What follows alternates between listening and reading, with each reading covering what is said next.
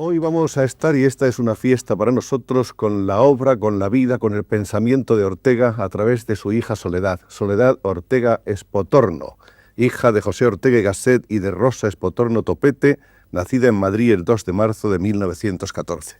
Bienvenida, muchas gracias. Muchas gracias a usted por haber dedicado atención a todo esto que a mí tanto me interesa. Bueno, no podemos olvidar que usted, junto con su hermano José, que ya estuvo sentado ahí en ese sillón hace algún tiempo, es la representante última de un apellido que está tan directamente vinculado a los aconteceres, a los avatares intelectuales de este país y a mejorar la condición del intelectual español. Es imposible trazar la historia de la vanguardia de la literatura, de la vanguardia de la inteligencia, de la cultura, del periodismo, del ensayo, sin que el nombre de Ortega aparezca de un modo o de otro en estas aventuras de la cultura a lo largo de 50 o 60 años de vida española. Vamos a recordar un poco la saga de los Ortega.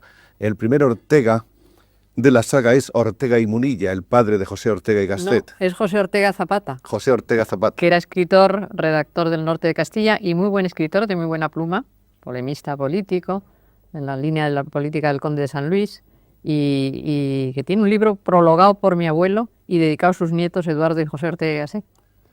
Sin embargo, parece que Ortega y Munilla es el primero que tiene una cierta resonancia en cuanto a nuestro Indudablemente, público, claro, ¿no? ella fue un escritor más consagrado y además, sobre todo, árbitro literario de su época desde la dirección de los lunes del Imparcial. Que hizo que, por otra parte, su padre, José Ortega y Gasset, ya de niño se familiarizara con el ambiente de los escritores del 98. No cabe duda.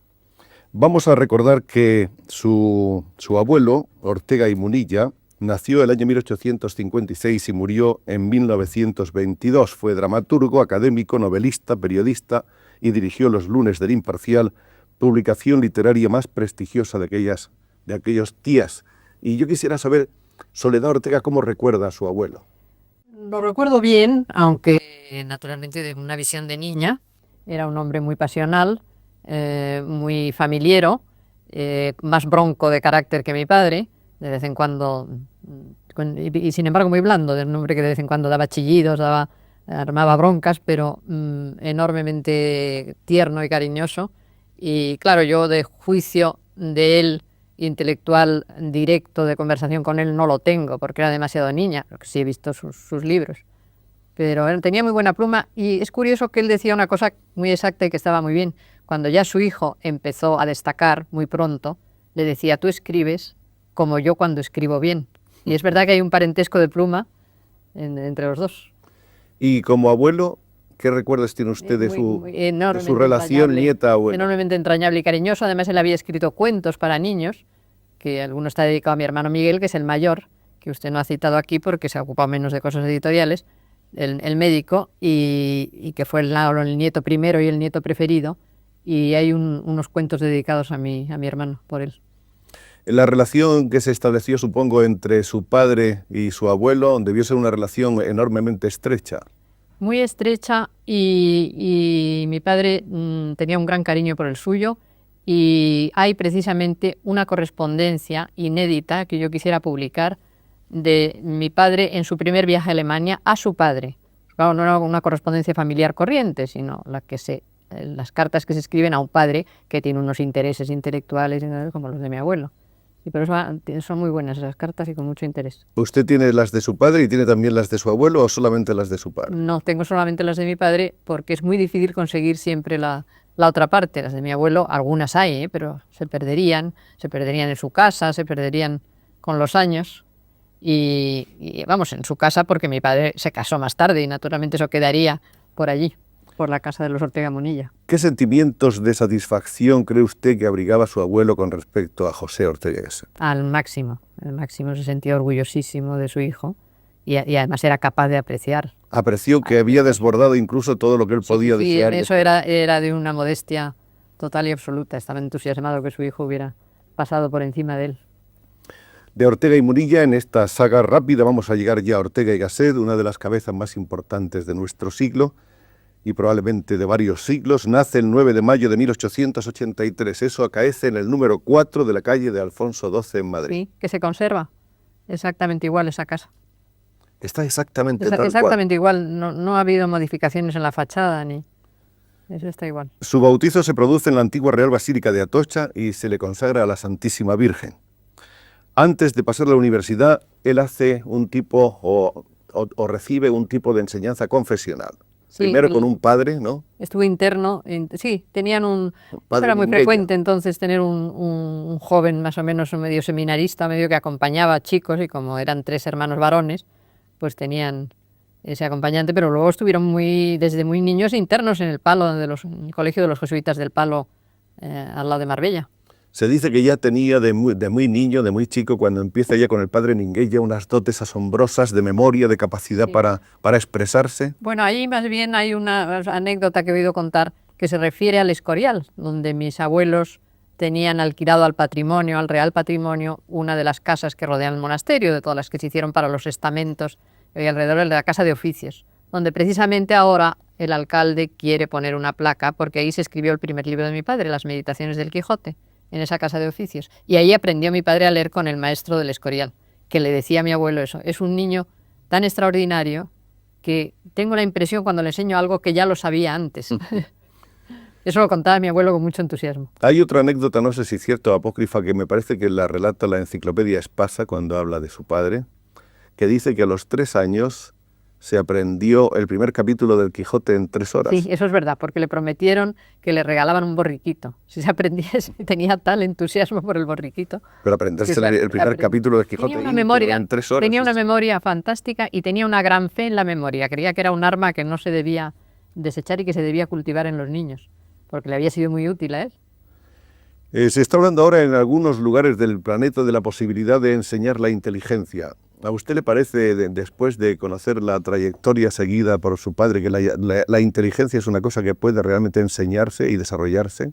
Bueno, eso tendrán que contestar a los especialistas, pero así a primera vista uno cree que no. Lo que sí se pueden es cultivar. Esos dotes o esas capacidades que si no se dejan. Me acuerdo que mi padre tuvo una única intervención en el Instituto Escuela, donde nos mandó a educarnos, que fue precisamente porque entonces la nueva moda pedagógica, y el Instituto Escuela estaba en primera línea, era no exagerar la memoria. Hasta entonces se habían enseñado las cosas de memoria y vino lo que se ha llamado la Escuela Nueva, que fue para enseñar discurriendo el niño, usando de su razón y su raciocinio. Y se encontró de pronto con que yo, que era una alumna extraordinaria y tal de niña, no sabía el abecedario cuando empecé a usar el primer diccionario. Entonces tomó el camino, atravesó la Castellana, subí por la calle y dijo: señores, yo vengo a decirles a ustedes que están exagerando. Esta niña que le pone a ustedes esas notas tan buenas y que resulta que no sabe el abecedario porque ustedes han tenido tal horror a la memoria que no le han enseñado las letras en su sucesión. Y entonces se rectificó y hubo más cosas de memoria en el Instituto Escuela. Claro, ni por poco ni por poco ni por mucho. Es decir, está bien enseñar armas para eso. Ahora ya... Según mis notas, es en 1891 hasta 1897 cuando pasa al internado del Colegio de los Jesuitas de Miraflores del Palo, en Málaga, Sí. que parece que era un colegio enormemente grato, Claro, grato estaba en un de sitio clima, maravilloso. En un sitio de maravilloso. paisaje. Y él pues no tenía nada de mal recuerdo. Decía que no le habían enseñado nada, pero no tenía mal recuerdo. Sin embargo, el hermano del padre Coloma se interesó por él, que estaba entonces allí, y le enseñó griego a él. Y en fin, él decía, como he sido emperador en una gota de luz, que ha escrito él, claro, era muy buen alumno, tenía las mejores notas y además estaba en un ambiente gratísimo. En 1897, su primer año de facultad en Deusto, en el internado. Estudia un tiempo letras, filosofía y un año preparatorio de derecho. Y el 13 de mayo de 1898 tiene su primer contacto con Unamuno al examinarse griego. Unamuno formaba parte del tribunal. Ese griego que le había enseñado el padre Coloma. Eso es. Tendría con Unamuno una amistad muy estrecha que duró hasta 1909, Sí. en que hubo una polémica feroz. Sí, pero siguió la relación, ¿no? Eso del hermano enemigo que le llamó quiere decir que a pesar de todo, cuando hacía falta, colaboraban. Pero tuvieron una amistad estrechísima y una correspondencia muy intensa, Sí, ¿no? que se ha publicado en parte, que tengo yo en el archivo, y que se ha publicado en parte, y que tiene mucho interés. Sobre todo mi padre puso mucha ilusión en lo que podía ser Unamuno en el país, pero claro, luego cada uno quería hacerlo a su manera, Unamuno a la suya, y él a la... El tema de la polémica fue por los sucesos de la Semana Trágica de Barcelona y por la posterior represión gubernamental. La represión fue criticada durísimamente por los periódicos extranjeros, y sobre todo los vecinos, los franceses, estuvieron atacándonos de una manera durísima. Horrible, sí. Entonces Azorín publicó un artículo en ABC que les llamaba colección de farsantes a esos periodistas, entre los que estaban Anatole France, Maeterlinck y tantos otros. También apareció una carta de Unamuno, entonces una carta privada que publicó igualmente ABC, en la que decía más o menos eso de que inventen ellos y que lo bueno eran nuestras glorias internas, etc. Y ahí es cuando interviene su padre, que era un hombre que estaba dispuesto a practicar un nuevo acercamiento o integración en Europa y en las corrientes modernas de pensamiento. Sí, por eso es, pero quizás se ha exagerado esas dos posturas, ¿no? De europeización y no europeización. Luego, cuando uno lo ve a más distancia, realmente la labor de los dos iba por un camino muy parecido, a pesar de eso. En el fondo eran complementarias, Claro. ¿no? Bueno, luego de esa polémica en la cual Ortega llegó a llamar a Unamuno energúmeno español, hubo un enfriamiento de las relaciones que posteriormente se reanudaron de nuevo. En la Universidad de Madrid comienza en 1898, donde sigue con Derecho, Filosofía y Letras y se licencia finalmente solo en esta última carrera. La licenciatura la termina el 12 de junio de 1902 y hasta entonces no se sabe nada de obras de Ortega hasta que aquel año aparece su primer ensayo que se sepa, Glosas, Glosas en Imparcial. en Vida Nueva creo que fue. Ah, yo tenía idea en el Imparcial. El 1 de Pero puede diciembre que sí, en Vida Nueva. habrá que verlo. Y luego sale en la lectura una crítica de la sonata de Estío de Valle Inclán, el año 1904, en febrero.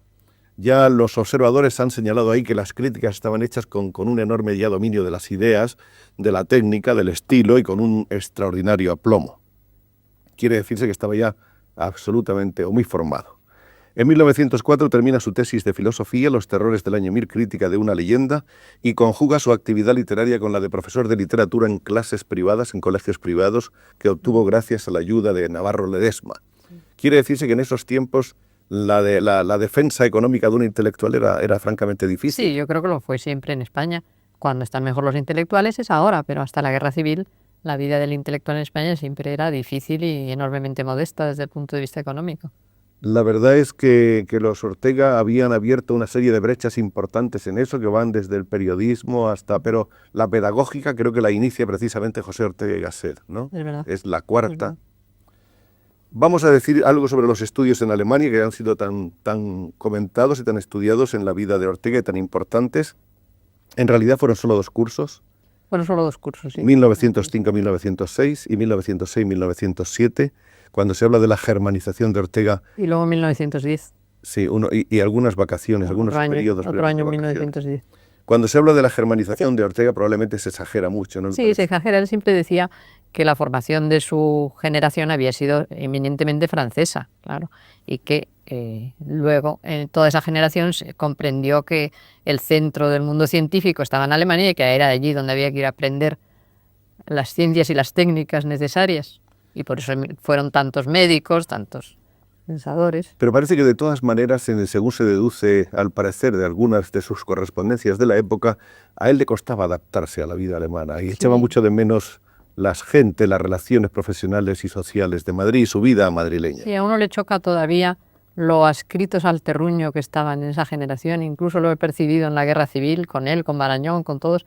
Y realmente estos hombres, que aunque no tuvieran, algunos de ellos, muchos medios, como era el caso de los intelectuales, pero viajaron poco, porque no tenían la obsesión de la obra que pensaban que estaban haciendo en su propio país.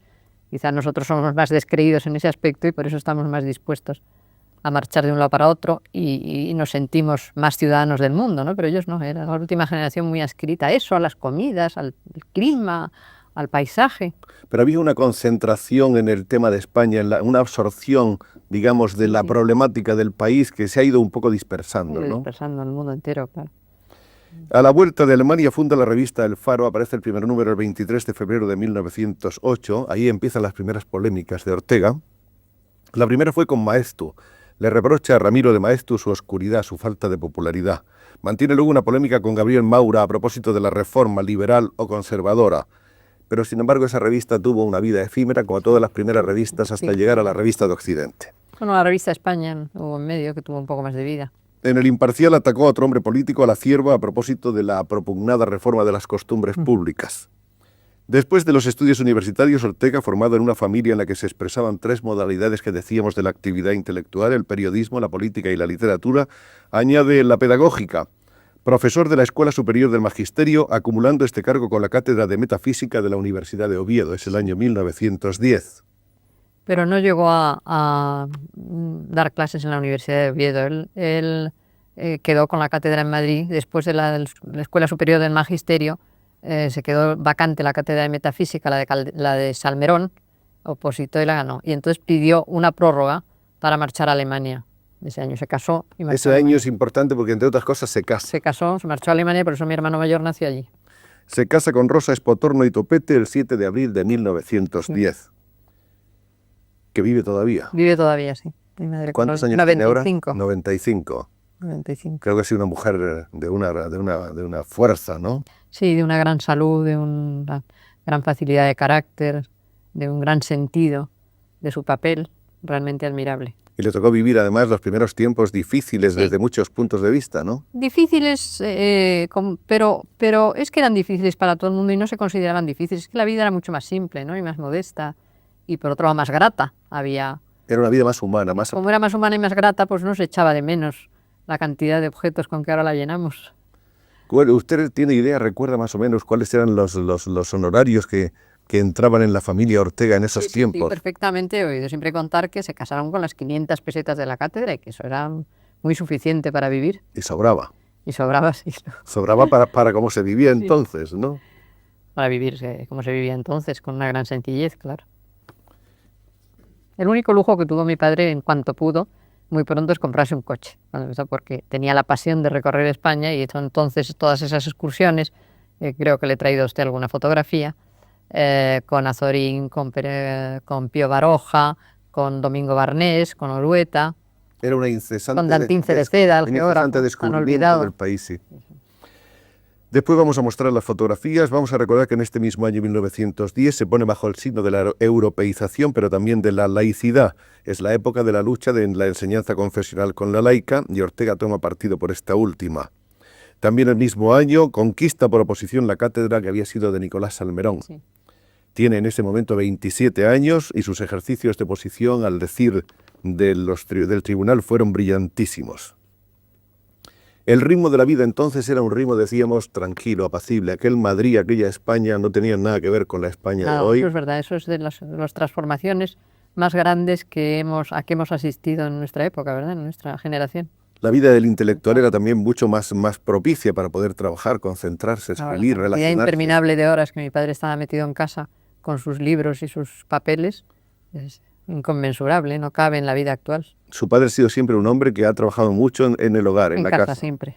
Siempre en la siempre casa. En casa, siempre en las mesas del comedor, porque todas las demás estaban llenas y ya no podía escribir en ellas. Entonces iba a la única que estaba siempre vacía y fue la gran solución para él. Todas las mesas las tenía llenas de papeles. Llenas, y estaba muy contento con su mesa, pero como ya se llenaba y no era nada ordenado en el espacio, no era capaz de despejarla, entonces iba al comedor donde no tenía más remedio que retirar 2 veces al día las cosas, porque sí, bueno, le gustaba comer como a todo el mundo. Yo creo que sería curioso recordar aquí cómo trabajaba Ortega, cómo tomaba notas, en fin, que luego iba a transformar de algún modo en lecciones, en artículos, en ensayos. Lo hacía utilizando unas fichas pequeñitas. Sí, muy pronto en la vida se hizo hacer este tipo de ficha, que no tiene rayas, que no es la ficha del erudito, y que llevaba en el bolsillo, que tenía sobre su mesa, y que en la que apuntaba lo mismo un dato bibliográfico que un pensamiento, que un esquema de una cosa que iba a escribir, o de una clase que iba a dar, o de una conferencia que iba a desarrollar, y por eso ahí ha quedado constancia no solo de lo que se ha transformado luego en libros, sino de muchas más cosas que hubiera hecho si hubiera podido tener 7 vidas como los gatos, ¿no? Que le decía que la vida no le daba tiempo para todas las cosas a las que se sentía incitado. En esta ficha precisamente se habla Ortega de los nombres. Parece que se proponía dar una lección sobre los nombres. Era una clase de sociología en la facultad, porque él, como sabe usted, pues se ocupó mucho de esa rama naciente que casi no se desgajaba entonces de la filosofía, que es la sociología. Es la segunda página, la segunda ficha de esta nota, en la cual, entre otras cosas, y por esto la hemos seleccionado para tenerla aquí, habla del nombre de Soledad. Habla un poco de los nombres de cómo se utiliza la colaboración de otras personas o Sí, la es influencia. la diferencia entre el nombre propio y el nombre común, ¿no? Esto Entonces es. el nombre propio. Y cuando habla del nombre de, por ejemplo, de su hija, dice que soledad, tragedia y tesoro De ideas del que uno nombre. respeta, ¿no? Que Ideas se que uno ponen al respeta. hijo nombres que pueden venir determinados por una idea que uno respeta. Y es eso que estaba usted leyendo ahora, Tragedia y tesoro del nombre, del hombre. del hombre, así como casi como Dios, solitario, los nombres de los palentinos. Sí.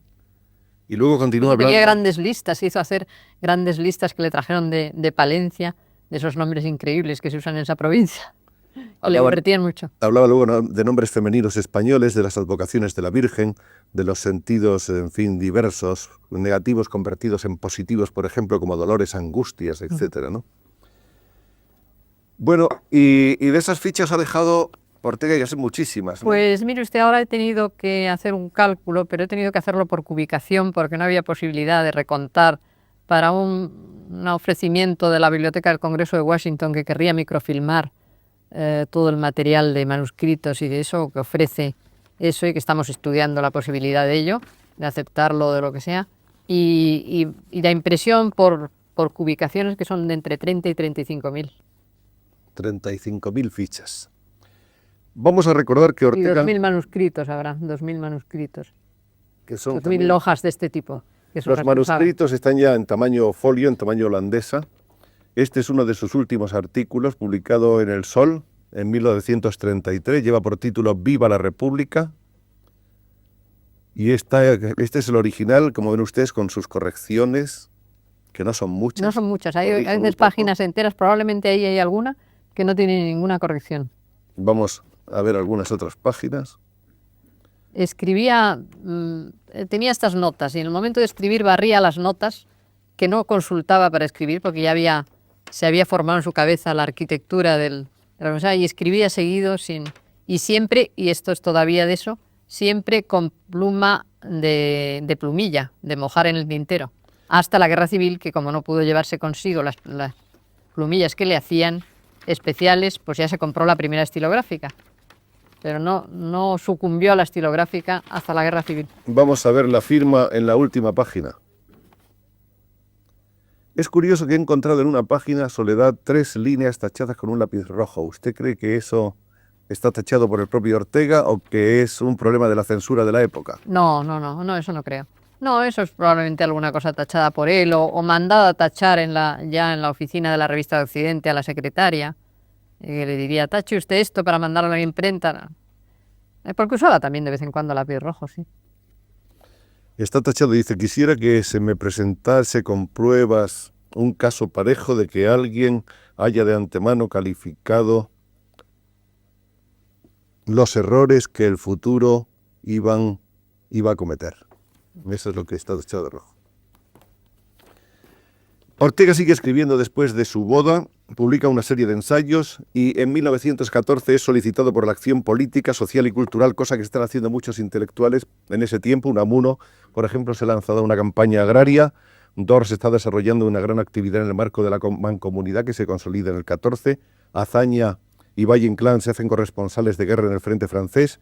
Y Ortega firma el manifiesto de la Liga de Educación Política en octubre del 13, junto a Fernando de los Ríos, García Morente y Azaña. ¿Qué quería hacer esa Liga de Educación Bueno, Política? él siempre, y como verá usted por su obra, tiene esa enorme fe en que no se puede hacer nada más que educando y que todo tiene que partir de la educación. Lo mismo en política, quitando los malos usos de la política, que más en el fondo el sustrato de la educación de cada español, claro, la escuela, la universidad. Esa Liga de Educación Política se funda en 1914 y el discurso fundacional lo pronuncia Ortega y Gasset en el Teatro de la Comedia.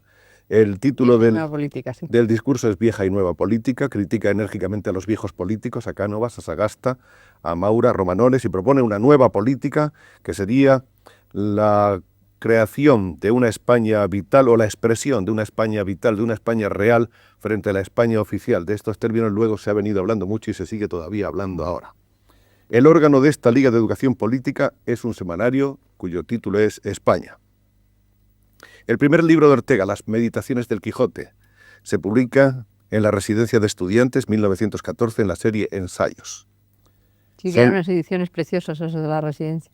Eso lo escribió en el Escorial. Ese invierno, ese año, vivimos todo el año en el Escorial. Toda la familia. Acumuló las clases de la universidad en 2 días, no sé si 2 o 3, y el resto del tiempo lo pasó en el Escorial y escribió Las Meditaciones del Quijote. En 1916, Ortega se decide a lanzar su revista unipersonal y bimensual El Espectador. Los 8 tomos se escalonan entre 1916 y 1934 y el primero que se publica se articula en torno a la pintura y a Pío Baroja. Yo pienso que El Espectador debió ser una de las obras que debió tener como en mayor consideración personal, a las que debió tener mayor afecto, ¿no? Y es verdad. Lo que pasa es que la idea de publicarlo de ese modo, pues como siempre, esos proyectos pues luego mueren, se van a otras cosas y quedó así, vamos, fue por otros caminos. Pero ahí de las cosas mejores suyas están en los tomos del Espectador. Yo creo que todos los españoles han leído El Espectador con verdadera pasión, con verdadero deleite, y que todos hemos aprendido muchísimo en esos tomos. El primer viaje a la Argentina se produce en 1916. Se inicia allí una larga amistad con Victoria Ocampo, que había fundado, o que fundaría luego en 1930 o 31, la revista Sur, sí, que tuvo también una gran importancia. En España luego, al regreso, toma contacto con el director general de la papelera española, Nicolás María de Urgoiti, y así de esa relación acabarían naciendo el diario El Sol y la editorial Cal. El año 1922 es un año que termina para Ortega con una noticia triste, con un hecho triste, que es la muerte de su padre. En 1923 funda la Revista de Occidente. En ese instante Ortega tiene 40 años, está en la plenitud de su fuerza, de sus esperanzas, de su vigor intelectual, y tiene además la satisfacción de ver cómo se van desarrollando sus ideas de desempeñar un papel en la transformación de la cultura española.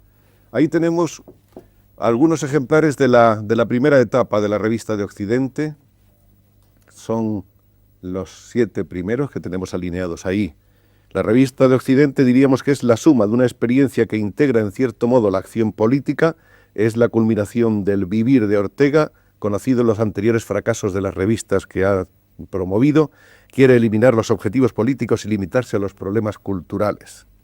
Se mantiene desde 1923 hasta el año de nuestra guerra, 1936, en un insólito nivel de calidad.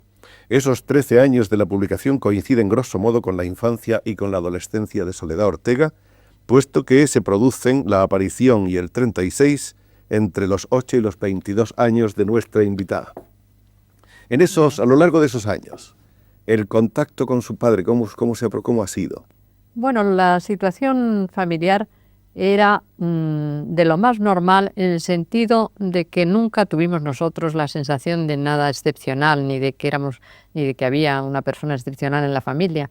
Mi padre era muy humano, muy sanamente humano, y mi madre lo mismo, de manera que no había ninguna sensación. Y además mi padre le gustaba que su vida pública, incluso su vida de trabajo, quedase al margen de la vida de casa.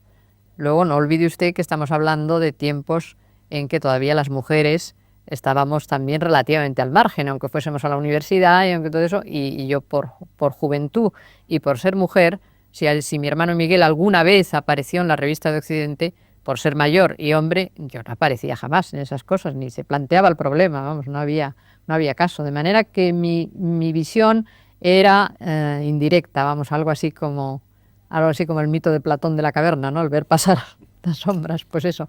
Claro, un contacto, pues de conocer a todos muchísimo, tanto a Morente como a Fernando Vela, como a Ramón Gómez de la Serna, que además nos divertía desde niños mucho por las cosas que contaba, por su risa, esa tan sonora, porque nos llevó a ver su estudio tan abigarrado, lleno de fotografías, con la muñeca de cera, aquella que decía que era su mujer, que nos divertía también mucho.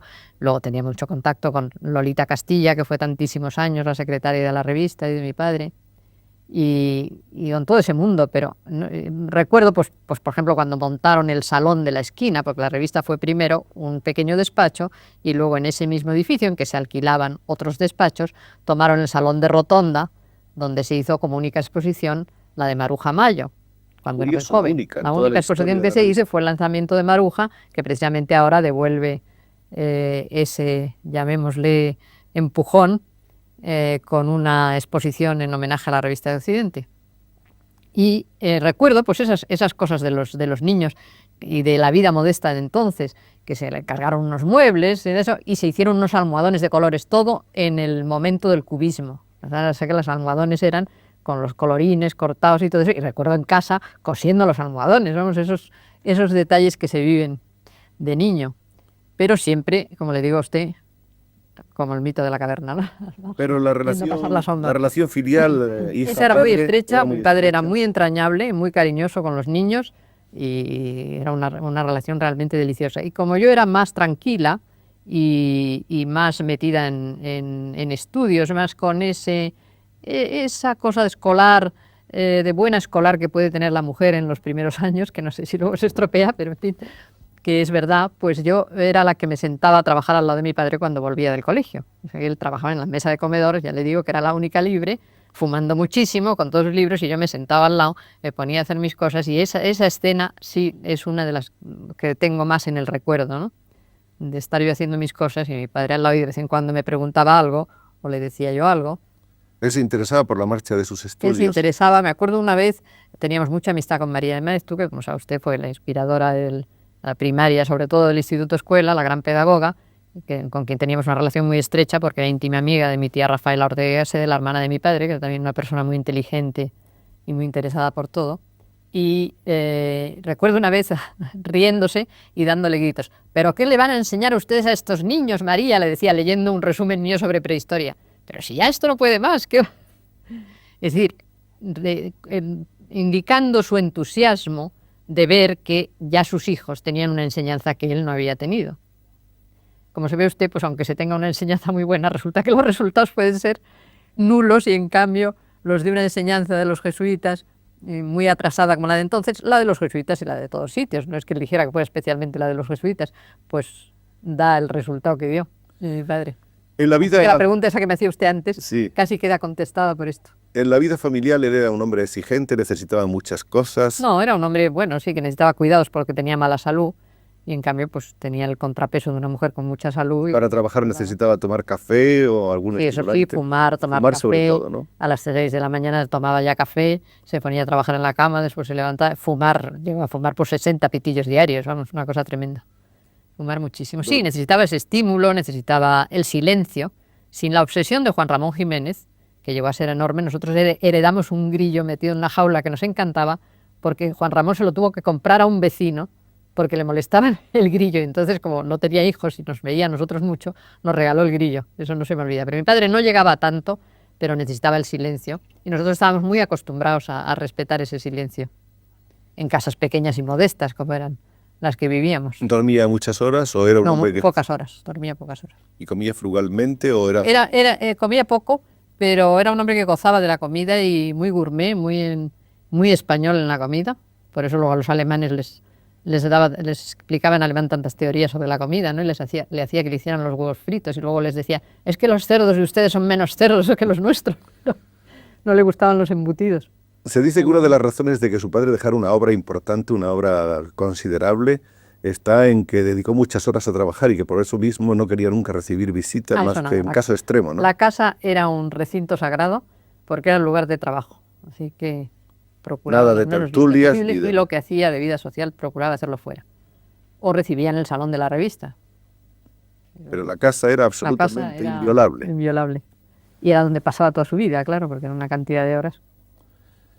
Vamos a hablar entonces un poco de la vida de Soledad Ortega en estos años. Paralelamente, ella ha ido estudiando el bachillerato en el Instituto Escuela de la Institución Libre de Enseñanza.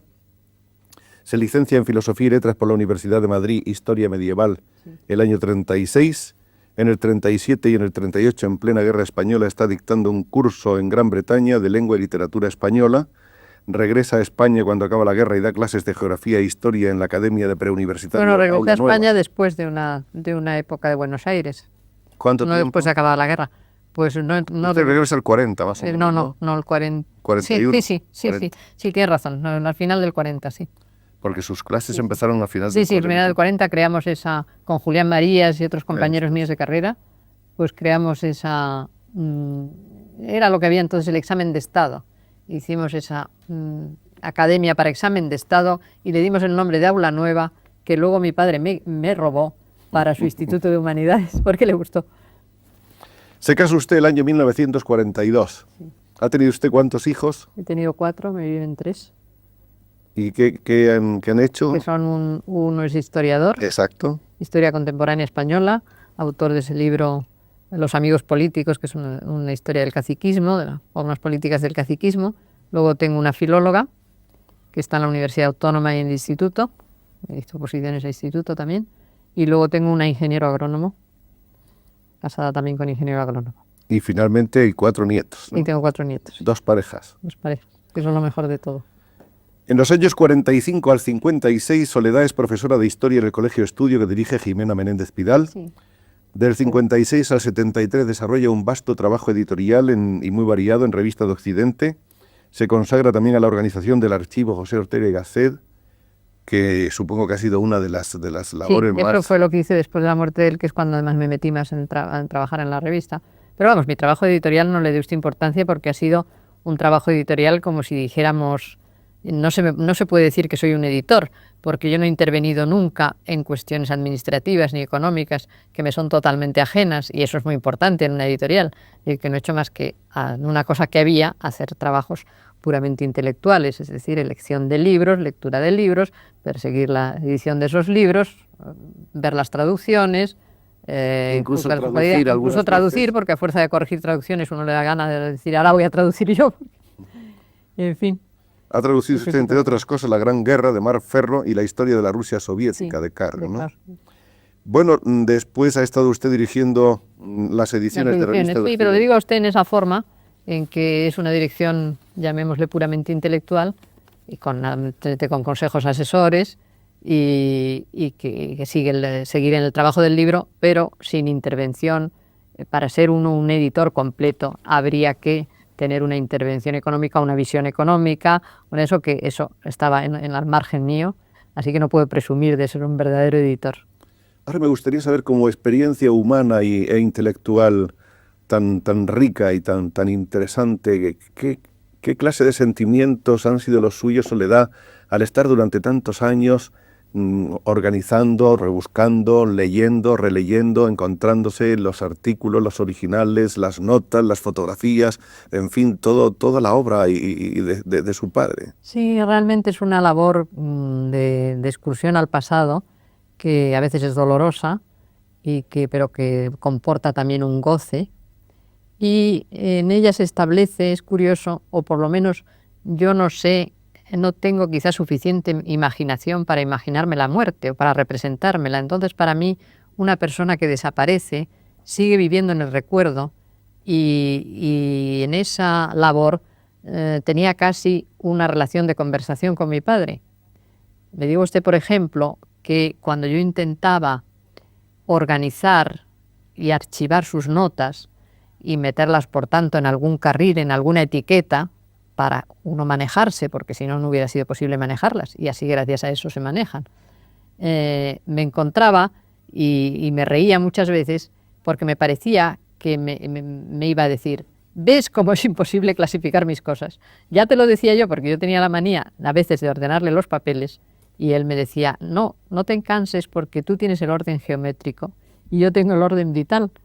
Y eso me lo decían sus notas cuando las buscaba, porque es verdad que nada era precisamente filosofía, ni precisamente historia, ni precisamente filología, sino todo ello una manera de ver las cosas y de considerarlas que era la suya, indudablemente con un enfoque filosófico, pero muy difíciles de clasificar. Y eso es, por ejemplo, es un ejemplo de esa relación que se puede tener después, ¿no?, cuando uno está trabajando sobre papeles. O sea, ¿que cree usted que los diálogos en vida de su padre con este trabajo posterior se han agrandado, robustecido, reanudado? Cosas que uno no ha entendido, comprende además porque va pasando otra edad, y la edad le da a uno unas posibilidades que no se tienen en otras edades, ¿no?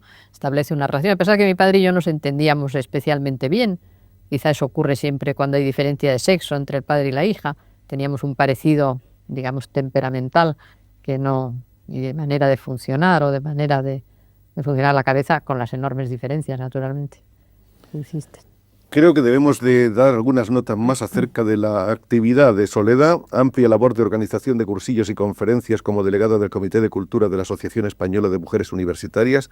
Usted fue presidenta y luego vicepresidenta, 6 años. Trabajé muchos años, y verdaderamente se hicieron en esa época en que había tan pocas tribunas en que en España se pudiesen hacer cosas, pues con la censura y con las dificultades, pues hicimos unas cuantas cosas, un cursillo sobre reforma de la universidad y sobre crisis de la universidad en el mundo y unas cuantas cosas interesantes.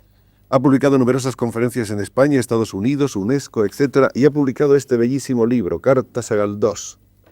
Bueno, este libro no se puede decir que es mío, porque este libro son... No, pero el trabajo del libro. Ella lo que ha hecho es recopilar todo ese epistolario galdosiano. Sí, podríamos hablar largamente de este libro, lo que pasa es que nos quedan tantas cosas de hablar, pero yo creo que usted debe decirnos algo sobre él. No, esto no fue más que yo iba mucho los domingos por la tarde, ya muerto mi padre, a charlar con Pérez de Ayala, ya viejo también, que no salía aquí en Madrid cuando volvió de la Argentina.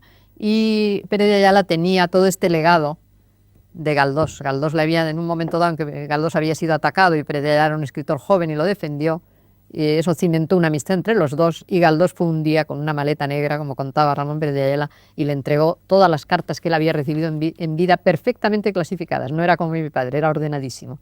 Entonces eso sufrió unas mermas en la guerra, fue revuelto, algunas cosas se perdieron, cuando entraron hubo registros, etcétera, en la casa, y después lo volvieron a guardar los Pérez de Ayala, y pasó así toda la posguerra hasta que ellos volvieron. Y ya Ramón estaba muy viejo y ya Ramón no se sentía con fuerzas de hacer cosas. Yo le decía, ¿debía usted publicar esto, Ramón? ¿Debía usted publicar esto? Hazlo tú. Total, un día ya me lancé y me puse a trabajar en ello, que yo no soy una especialista, y lo ordené, en fin, le hice un prólogo, y tiene el encanto de esos epistolarios. Son cartas a Galdós, no de Galdós. Soledad es miembro de la Sociedad de Amigos de la Lengua Francesa, presidenta de la Sociedad de Antiguos Alumnos del Instituto Escuela de Madrid, fundadora y presidenta de la Fundación José Ortega y Gasset, directora del Centro de Estudios Ibéricos y Latinoamericanos de Madrid y directora de Revista de Occidente. Vamos a hablar un poco de Revista de Occidente y de la nueva etapa que se inaugura en la revista. Esto va a ser realmente una obra de la Fundación José Ortega y Gasset, es decir, que va a ser la Fundación la que publique de nuevo la revista. Para esto he contado con la generosa ayuda del Banco Urquijo, que es quien más me ha impulsado a esta labor, y vamos a intentar muy modestamente y poco a poco el hacer primero la revista con periodicidad trimestral para lograr la mayor calidad posible, porque estamos con la idea de seguir lo que tenía la revista de mosaico temático en el nivel del ensayo, que parece que es una cosa que en el mundo ha perdido actualidad y que sin embargo vuelve a hacerse sentir la necesidad del ensayo, quizá como vehículo de comunicación entre las diferentes especialidades, que si no se aíslan. Usted recordará lo de mi padre de la barbarie y de la especialidad, pues hay ese aislamiento entre las diferentes especialidades. Entonces, ese equilibrio que supone la revista de Occidente es ahora mucho más difícil que nunca, porque se ha perdido la costumbre del ensayo, y ese equilibrio que consiste en hablar de las cosas de modo que sean accesibles al que no es especialista precisamente en ese tema que se está tratando, y que sin embargo no sea una divulgación, es una línea difícil de lograr, pero que yo quisiera que lográsemos de nuevo. Y me he encontrado con la sorpresa que al hacer el trabajo preparatorio de ir reuniendo grupos de gentes, especialmente jóvenes, he encontrado un gran entusiasmo por esa idea, porque los jóvenes empiezan a sentir también esa necesidad. Me voy a mover naturalmente siempre contando con todos los viejos amigos de la revista y viejos colaboradores que usted conoce muy bien, y que empezando por don Paulino Garagorri, por Luis Díez del Corral, por Julián Marías, por todos los Aranguren, todos los que han estado alrededor de la segunda época de la revista, pero con un consejo de redacción mucho más anónimo de momento, de jóvenes entre 30 y 40 años, y como secretarios, que fueron en la segunda época Paulino Garagorri y después Jaime Salinas y mi hijo, En esta ocasión, como Paulino Garrigorri está completamente desbordado por los trabajos que hace sobre mi padre, por la edición de sus inéditos y de sus obras, va a ser mi hijo y otro joven, Vicente Verdú, que ha sido redactor jefe de Cuadernos para el Diálogo.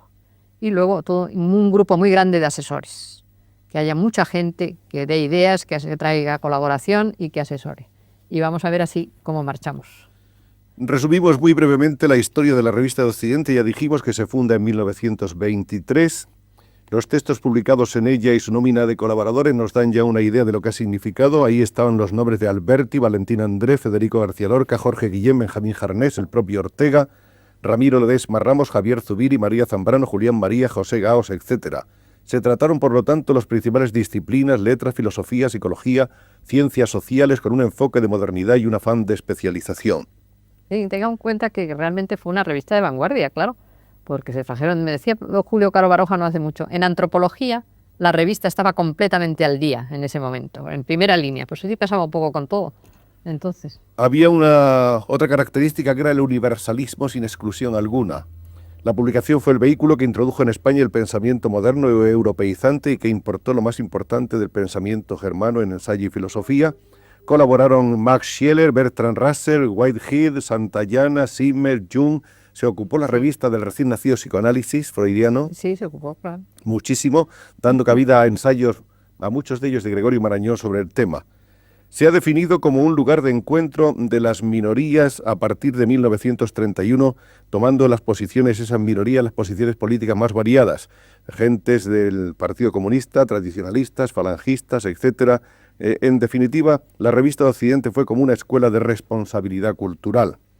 Es innegable que la publicación contribuyó en su primera época a acentuar en la formación de las minorías españolas la tendencia a la reflexión, la contemplación y la comprensión. La segunda época. Al estallar la Guerra Civil, Revista de Occidente desaparece, reaparece el año 1963 en abril, y su segunda época, a la que corresponden estos ejemplares que tenemos ahí, tiene el mismo formato. La reaparición coincide con el despertar de los intelectuales que se habían quedado en España. Aparecen también en la revista las firmas del exilio, y el secretario de redacción de abril del 63 a noviembre del 72 es Paulino Garrigorri. En el consejo asesor están Chueca Goitia, Díez del Corral, La Fuente Ferrari, Laín, La Pesa, Aranguren, Barabalde, Julián María, San Pedro, Fernando Vela, y la publicación la dirige José Ortega Espotorno. Hay una tercera época, fruto de una crisis o reajuste que provoca la salida de Jaime Salinas, que estaba en la Secretaría de Redacción, que dura muy poco, de diciembre del 75 a agosto-septiembre del 77. Paulino Garrigorri quiere dejarlo por cansancio y entonces entran Jaime Salinas y mi hijo a llevar la secretaría. Exacto. Y luego sí, incluso Jaime Salinas solo, que mi hijo estaba en Inglaterra, y tuvieron también muy buenos números, que me hablaba usted de números destacados, sobre todo de los monográficos, hay algunos especialmente de interés. Hay una cosa que hizo Paulino que estuvo muy bien, un número sobre Larra, que fue por concurso entre la gente joven y resultó un número interesante. Hay el de la Nueva Europa dirigido por Luis del Corral, hay el del caciquismo dirigido por mi hijo, hay el de 40 años después, hay el de la libertad dirigido por Julián Marías. ¿Para cuándo va a ser la nueva etapa? ¿Cuándo comienza la cuarta etapa? Quisiéramos empezar en enero, pero he tenido una posibilidad económica con la que no contaba, que es para lograr hacer la misma letra que en la primera época, que ahora se puede hacer en fotocomposición. Pero eso hay que importarlo de Inglaterra y demora la traída de eso unos 2 o 2 meses y pico. No sé si entonces voy a tener que retrasar un poco, porque me interesa mucho que salga esa letra, que no se pudo hacer en la segunda época porque no había medios técnicos de hacerlo, y que está tan ligada al recuerdo de la calidad de la primera época de la revista, y que es tan elegante y tan bonita. O sea que eso quizá retrase un poco la salida, pero en fin, no más de febrero, no más de fines de enero. Aquí tenemos, Soledad, algunas fotografías de usted con su padre. Esta es en la que le vemos de pocos años, sí, en sus brazos. Esa es en la casa de nuestra casa de la calle de Serrano, esquina Marqués de Villamejor. Esta es una Oropesa, cuando se inauguró el primer parador, que fue el de Oropesa. Y tengo una foto curiosísima aquí. Cervantino. en la que vemos a Ortega y Gasset con un amigo que, sin embargo, muy poca gente sabe que lo fue, que es Gary Cooper. ¿Cómo fue esta amistad Ortega-Gary Cooper? Pues mire usted, en el año 49 los americanos quisieron hacer una celebración del centenario de Goethe. Entonces existía un grupo de intelectuales y financieros, por otro lado, en las montañas del Colorado, en un sitio precioso que se llama Aspen, donde se daban sobre todo grandes conciertos y algunas conferencias. Entonces le pidieron a los alemanes que quién querían enviar para hablar de Goethe, y los alemanes dijeron que fuera Ortega. Y entonces él pronunció allí una conferencia que tuvo una resonancia enorme, cuya traducción simultánea hacía Thornton Wilder, precisamente, el escritor americano, ahí está, traduciendo a mi padre, y el éxito y el impacto de las palabras de mi padre y de las conversaciones que mantuvieron en todos aquellos días dieron lugar a que creasen el Instituto de Humanidades de Aspen, que hoy tiene una circulación enorme, que tiene ya filiales hasta en Berlín y en África, y que aquí en el año, este año no me acuerdo, ¿qué año es? Es el año 74. Pues el año 74 celebraron el 25 aniversario de la creación y me invitaron a mí a ir a decir unas palabras y me pidieron que hiciera este folleto con el texto de la carta que les envió, con las directivas de lo que había de ser ese Instituto de Humanidades, sus ideas sobre ello. Y se hizo ese folleto con el texto español, con las fotocopias y con la traducción en inglés. Creo que podríamos completar este documento entrañable acerca de Ortega con alguna serie de fotografías que pertenecen al archivo que tan amorosamente, tan cuidadosamente, con tanta meticulosidad ha preparado, ha organizado Soledad. Tenemos aquí, por ejemplo, en la primera de ellas a José Ortega Munilla con sus 3 hijos varones y el jefe de telégrafos y corresponsal del Imparcial en Málaga, cerca del pueblo del Palo. Es Málaga 1894. Vemos ahora a Ortega con su padre. Están en el monte de su tío José Gasset, en Fuente la Higuera, en Guadalajara, 1897. Vemos ahora a Ortega imitando la actitud de un retrato de Balzac en el año 1900. Le encontramos en Alemania en 1907. Vemos ahora parte de la redacción de la revista España en 1915. Ortega en el Jardín de los Frailes del Monasterio del Escorial, 1914. Ortega con Azorín y Pío Baroja en una excursión el año mismo, 1914. Esas excursiones de que nos hablaba antes Soledad. Aquí está con su padre, con Eduardo Marquina y con María Guerrero en su primera travesía a Buenos Aires el año 1916. Las curiosas costumbres de la época, se tenían que poner gorros de marinero para ir en barco, ¿no? No se nos ocurriría. 5 minutos de silencio en conmemoración del 25 aniversario de la muerte de Mallarmé. Es en el Jardín Botánico de Madrid el día 14 de noviembre del 23. Vemos a Mauricio Bacarís, José Bergamín, Antonio Marichalar, José María Chacón Calvo y Enrique Díez Canedo de pie, a Eugenio Dors, Pepe Moreno y Villa y José Ortega y Gasset sentados. Y ahora tenemos una curiosa instantánea de Einstein en su viaje a España en 1923. Esto debe ser en los jardines de la residencia de estudiantes de Pinar, donde él dio la conferencia. Y quizás sea el único documento que quede y con estos son los de la excursión con Einstein a Toledo, que vienen ahora. 3 fotografías con 3... Mi padre lo llevó a Toledo y con un grupo de gentes. Y creo que son, claro, instantáneas de no mucho detalle, pero que quizás sea lo único que quede de ese viaje de Einstein. Son documentos extraordinarios, me parecen. Ahora vemos a Ortega en la playa de San Telmo de Zumaya, Guipúzcoa, 1923. Le encontraremos en la siguiente con Victoria Ocampo, con la que tuvo una gran amistad, ante el castillo de Manzanares el Real. Y su famoso automóvil, este es el año 1926, ahí está al volante conduciéndolo. Esta fotografía estaba dedicada a Morente. La hizo él, además, ¿no? Sí, y estaba luego dedicada a él. A Morente, ¿cómo era? Largus pius atque facetus. Porque Morente era gordo, era muy alegre, de mucha broma. 1929 es en Aravaca con Ramón Gómez de la Serna y Fernando Vela. En Aravaca en 1929 cuando escribe La rebelión de las masas.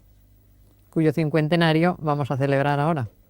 Ortega, Marañón y Pérez de Ayala, presentados por Antonio Machado en el acto de la agrupación al servicio de la República, Teatro Juan Bravo de Segovia, 2 de febrero de 1931. Esta es la famosa tertulia de la Revista de Occidente, el día 8 de diciembre de 1931. Ahí hay una gran cantidad de personas, ¿usted las reconoce así? Están identificados todos o casi todos, pero lo que quizá es más curioso ver que le dieron tan poca importancia a la fotografía, fue un día cualquiera, que los pies que salen a la izquierda son los pies de Unamuno, y sin embargo no se ha enfocado Unamuno. Está Don Blas Cabrera, está Pitaluga, está el pintor Rodríguez Acosta, está Corpus Barga ahí de pie, está Lolita Castilla, la secretaria, está Fernando Vela, está Granados. Esta es una foto también de la época de Aspen, Colorado, año 49, con Thornton Wilder. Ortega con Paulino Garagorri es una fotografía en color pequeñita que tenemos por ahí del año más o menos 1950. Ortega con Heidegger en las conversaciones de Darmstadt de 1953. Ortega con su esposa en Versalles 1954. Este es un retrato hecho en Alemania el mismo año 54. Le veremos ahora con el matrimonio García Gómez, Domingo Ortega, su mujer y Miguel Ortega en el Museo Chicote, año 54. Y esta será la última fotografía de Ortega y Gasset con su mujer Rosa y con Emilio García Gómez en el claustro de Santillana del Mar en el verano de 1955. Hay otras fotografías más. Aquí está con su nieto José, el año 54. Aquí en el comedor de su casa con sus hijos José y Soledad y sus nietos Paloma y Pepe, el año 54. ¿Esta mesa era la mesa en la que escribía Soledad? Esta mesa era la última en que escribía cuando estaba en España, porque en esta casa de Montesquinza no pasaba más que temporadas, aunque vino a morir, porque conservaba su casa de Lisboa y su residencia en Lisboa, que es donde más trabajaba, y donde tenía sus libros. Ortega en la finca de su yerno en Mallorca de Campos, Semana Santa del 55, con su mujer, su hija, sus nietos y los de Pérez de Ayala. Y tenemos finalmente una foto de un dibujo hecho por Oroz en 1925, que es un espléndido retrato. Se perdió el original en la guerra, pero quedan las fotografías de este dibujo a lápiz, que es de lo más parecido y de lo más expresivo. Finalmente, Soledad, ¿qué podemos esperar los orteguianos, que yo creo que somos todos los españoles de la Fundación? Esperamos el máximo, es decir, que hasta ahora no habíamos logrado establecer una fundación que pudiese dedicarse a potenciar el pensamiento de mi padre, a divulgarlo, a producir toda clase de trabajos sobre él, porque tiene posibilidades de cursos, de conferencias, de publicaciones, de libros, de publicaciones periódicas. La primera va a ser la Revista de Occidente, y he tenido la promesa del ministro de Cultura, que agradezco mucho, de financiar la preparación de las nuevas obras completas de mi padre, que se hacía sentir mucho, porque estas antiguas obras completas, ya agotadas en este momento, adolecían de toda clase de defectos, fueron hechas en vida de él, más o menos desenfadadamente, se han ido interpolando cosas y hay que hacer una edición cuidada, una edición crítica, realmente con algunas notas, con un orden cronológico oportuno, y esto va a correr a cargo de don Paulino Garagorri, pero él necesitaba un ayudante, una secretaria, una instalación, y eso es lo que el ministro de Cultura nos ha prometido. E incluso para la instalación tengo también la promesa, que esperemos que se realice, del Fondo para Promoción de la Cultura de la UNESCO. Y así me he echado a andar con todas estas cosas. Creo que y vamos a ver lo que sale. Tenemos todos que agradecerle mucho a Soledad Ortega este esfuerzo extraordinario. Digamos que esta noticia ya ha despertado una gran repercusión, una gran expectación, entusiasmo, alegría. Todos esperamos verdaderamente con verdaderos deseos y con ganas de que todo cristalice bien y rápidamente la reaparición de la Revista de Occidente en su cuarta etapa, en su nueva etapa. Vamos a ver si logramos que sea también una revista de vanguardia, y en este caso, como ya no se trata, y fue misión cumplida el traer a España lo que era la cultura europea, vamos a ver si esto es expresión del mundo hispánico, que ya es muy dilatado, y con el gran interés que mostró mi padre a Latinoamérica, que incluso le han llamado Ortega el americano. Creo que la revista tiene también que mostrar esa apertura y ese interés muy especialmente. Le queremos dar las gracias también, Soledad, no solo por todo eso, sino porque usted nos haya regalado esta hora impagable de estar aquí. Y yo se lo agradezco a ustedes, porque todo lo que sea recordar a mi padre me parece que es hacerle vivir, que es lo único lo que uno más desea, ¿no? Cuando las personas han desaparecido. Muchísimas Muchas gracias. A usted.